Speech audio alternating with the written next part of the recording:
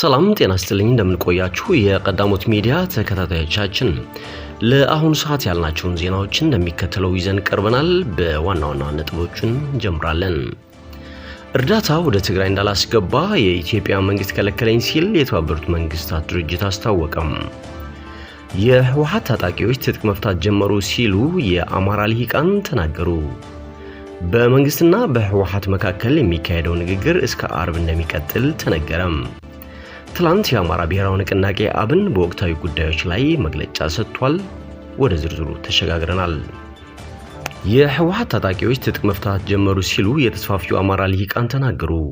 ሁሌም የቀን ልማቸውን በመቃጀት የሚታወቁት የአማራ ልሂቃን አሁን እያሰራጩት ያለውን በማይጸብሪና አካባቢው መሽገው የነበሩ ከ500 በላይ የሚሆኑ የህወሓት ታጣቂዎች የሰላም ስምምነቱን ተከትሎ ትጥቃቸውን በፍቃዳቸው አስረከቡ የሚለውን ወሬ ሆኗል።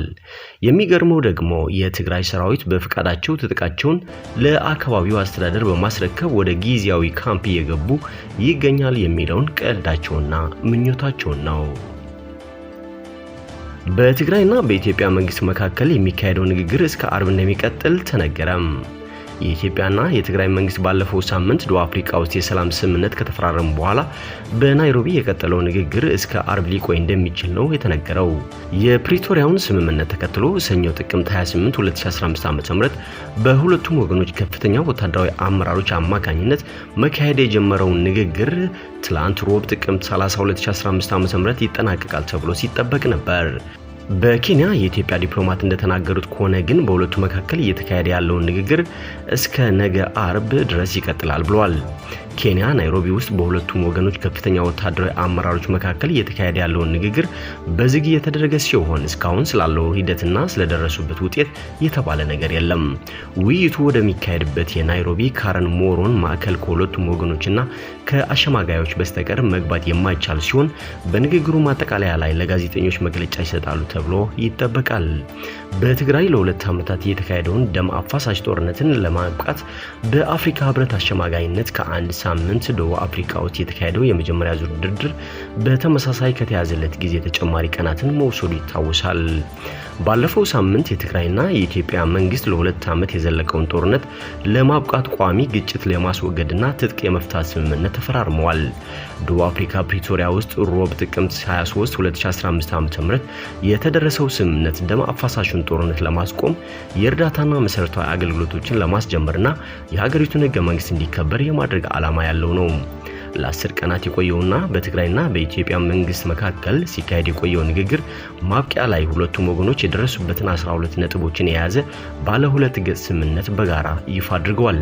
ከዚህ በኋላ ሁለቱም ወገኖች ስምምነት የተደረሰባቸውን ጉዳዮች ተግባራዊ ለማድረግ የሚያስችሉ ጉዳዮች ላይ ለመነጋገር ተከታታይ ንግግሮችን ለማድረግ መስማማታቸውን ገልጸው ነበር።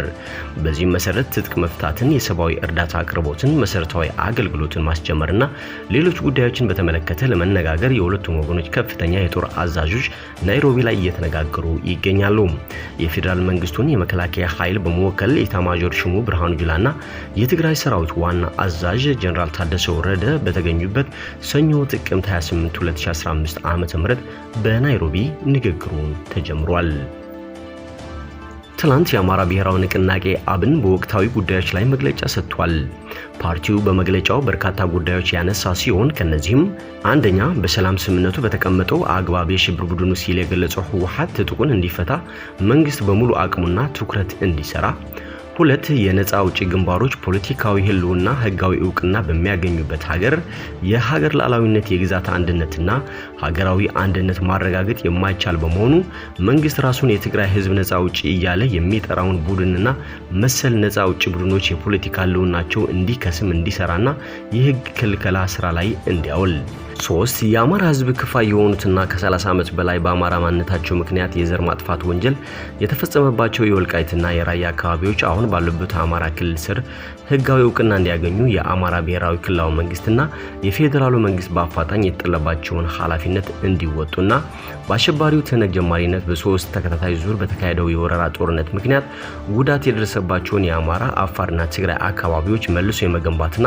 የማቋቋም ስራ የፌዴራል መንግስቱ በከፍተኛ የኃላፊነት የኃላፊነት ስሜት እንዲመራና እንዲያስተባብር መላው ኢትዮጵያውያንም ለመልሶ ግንባታውና መቋቋም ስራ ድጋፍ እንዲያደርጉ ሲል አስገራሚውና የተለመደ መግለጫ ሰጥቷል።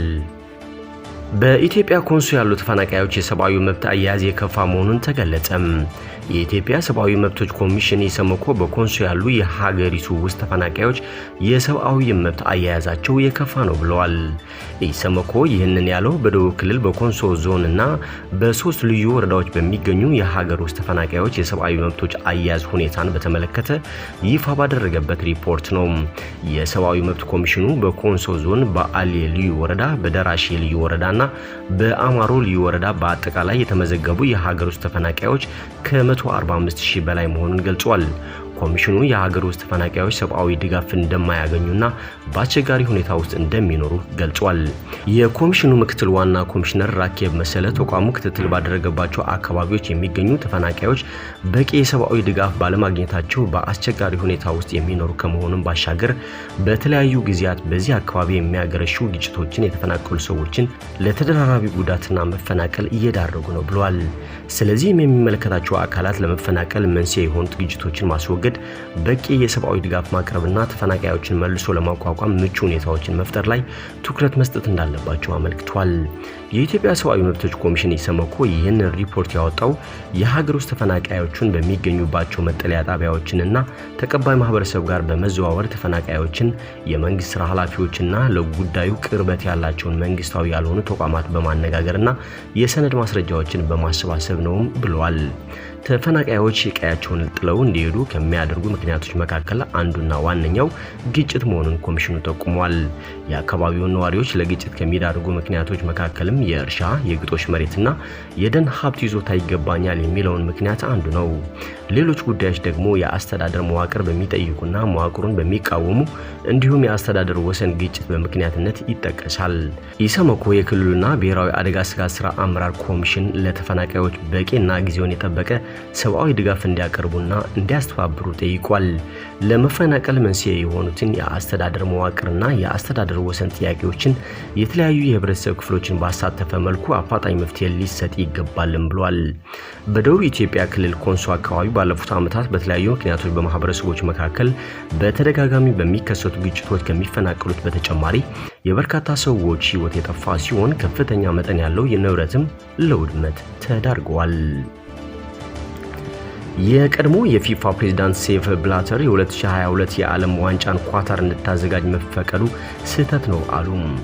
ፊፋ የባህረ ሰላጤ አገር ውድድሩን እንድታዘጋጅ ፊፋ ሲመርጣት የ86 ዓመቱ ብላተር የተቋሙ ፕሬዝዳንት ነበሩ። በወቅቱ የፊፋ ስራ አስፈጻሚ ኮሚቴ 14-8 በሆነ ድምጽ ኳታር አሜሪካን በልጣ የዓለም ዋንጫውን እንድታዘጋጅ መርጧታል። ኳታር ካላት የሰብአዊ መብት አያያዝ ሪከርድ በተደጋጋሚ ስትጠለጠል ቆይታለች። የተመሳሳይ ጾታ ግንኙነት አለመፍቀዷ የሰብአዊ መብት ጥሰቶችና የሰራተኞች አያያዝ የሚያስወቅሷት ተጨማሪ ጉዳዮች መካከል ተጠቃሾች ናቸው። ብላተር በወቅቱ ውድድሩ ወደ ኳታር መሄድ የለበትም ማለታቸውም ትክክለኛ እንደነበር ተናግሯል። ብላተር ከስዊዘርላንድ ጋዜጣ ጋር በነበራቸው ቆይታ ኳታር ትንሽ ሀገር በመሆኗ ዓለም ዋንጫን የሚያክል ትልቅ ዝግጅት ለትንሽ ሀገር ይተልቅባታል ብሏል። የዓለም ዋንጫ በ92 ዓመት ታሪክ ለመጀመሪያ ጊዜ በመካከለኛው ምስራቅ ይካሄዳል። ብላተር አሜሪካ ውድድሩን እንድታዘጋጅ ድምጽ መስጠታቸውን ገልጸው ኳታር ውድድሩን ለማዘጋጀት እንድታሸንፍ ያስቻሉት የወቅቱ የአውሮፓ እግር ኳስ ማህበር ፕሬዝዳንት ሚሼል ፕላቲኒን ተጠያቂ አድርጓል። የፕላቲኒና የእርሱ ቡድን አባላት የሰጡት 4 ድምጽ የዓለም ዋንጫ ከአሜሪካ ይልቅ ወደ ኳታር እንዲሄድ አድርጓል ብሏል ብላተር።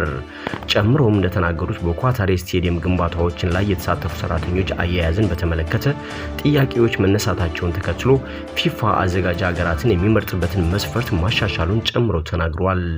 ከዚያ በኋላ ማህበራዊ እሴቶችና የሰብአዊ መብት አያያዝ ከግምት ገብቷል ብሏል። ብላተር ለ17 ዓመታት የፊፋ ፕሬዝዳንት የነበሩ ሲሆን እንደ አውሮፓውያኑ አቆጣጠር 2015 ላይ ግን ለፕላቲኒ $2.19 ሚሊዮን ህጋዊ ባልሆነ መልኩ አስተላልፈዋል ተብሎ ተገደው ስልጣናቸውን አስረክቧል። ብላተር የተለያዩ የፊፋ የስነ ምግባር ህጎችን ጥሰዋል ተብሎ እስከ 2028 ከእግር ኳስ ታግዷል። ሩሲያ የ2018 እንዲሁም ኳታር የ2022 አዘጋጅነት የተሰጣቸውን ትክክለኛ መንገድ ባልተከተለ መልኩ ነው የሚሉ ክሶች በስፋት ወጥቶ የነበረ ሲሆን የስዊዘርላንድ አቃቢ ህግና የአሜሪካ ፍትህ ቢሮ ጉዳዩን ሲመረምሩ ነበር። ተመራጭ ሀገራቱ ኳታርና ሩሲያ የውድድሩን አዘጋጅነት ለማግኘት ያጠፋነው ጥፋት የለም የሚሉ ሲሆን ፊፋ ባከናወነው ምርመራ ነፃ ተብሏል።